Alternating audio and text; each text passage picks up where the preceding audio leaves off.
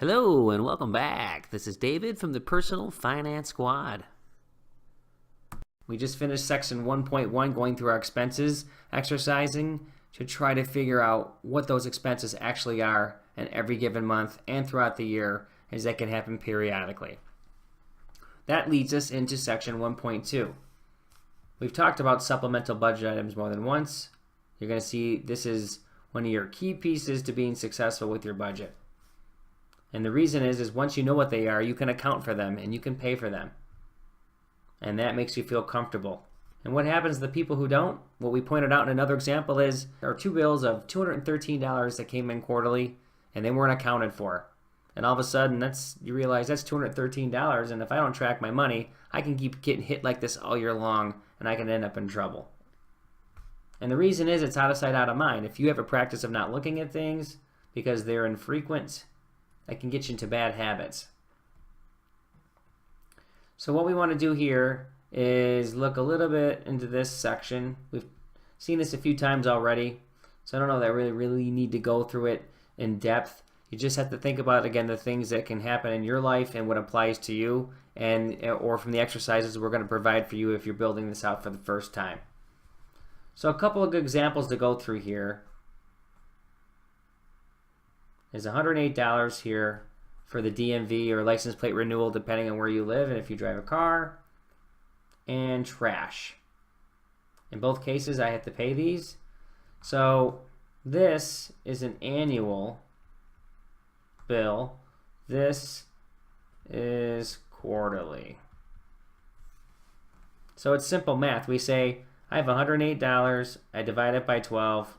It's $9 a month. As is 45 divided by 3, that's 15. So every month, at least for these two bills, I need to allocate $24 to go into this supplemental account that we're speaking of. So let's scroll down here a little bit. Now, this is done in Word, or I use Excel. However you want to do it is up to you. But I'm showing you an example here of this is a fixed amount, this is a variable, which we'll get into later on groceries, but this is a new category for supplemental. So what we again have to do is treat these as a monthly expense, even though they're not billed until specific times throughout the year. So now what we're saying is, hey, for example, I know I have a fixed amount of $861 for my mortgage. I have a fixed amount for both of these. I'm creating the fixed amount.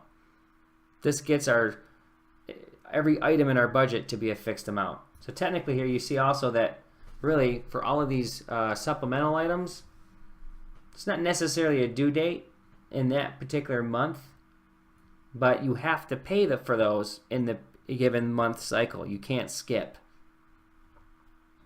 So now what we see here is this would be in a separate tracking spreadsheet, whatever it is that you use.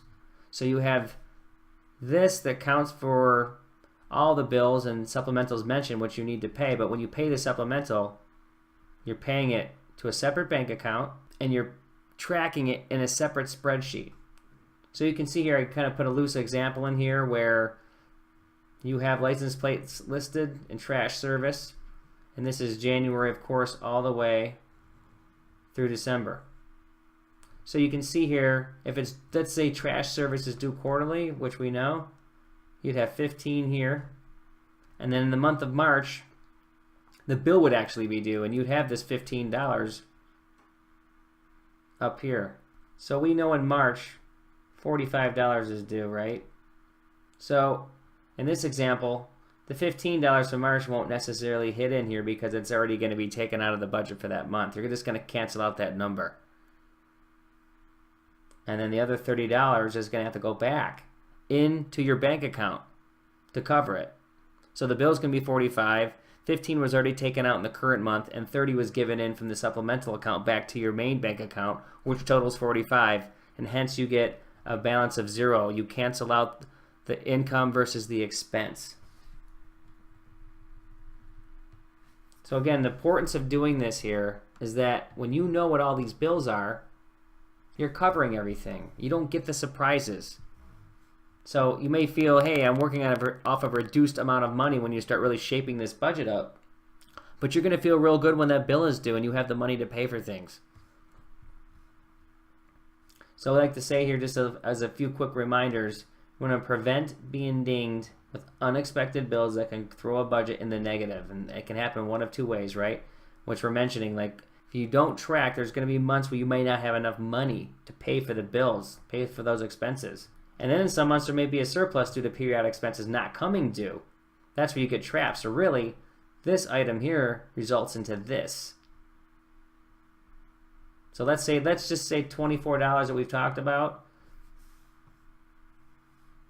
is showing up, hey, I have extra $24 at the end of every month, right? You find out 3 months later that you owe $72 right here, and you're like, well, where did this come from? And so again, imagine if you have 10 or 12 items in this supplemental account, that really can add up and ding you. So this is why we're doing this. This is the importance of the supplemental account. And we'll certainly get further into this and build it out as we go through our exercises. So at this point, this concludes this section, and I will see you in the next video.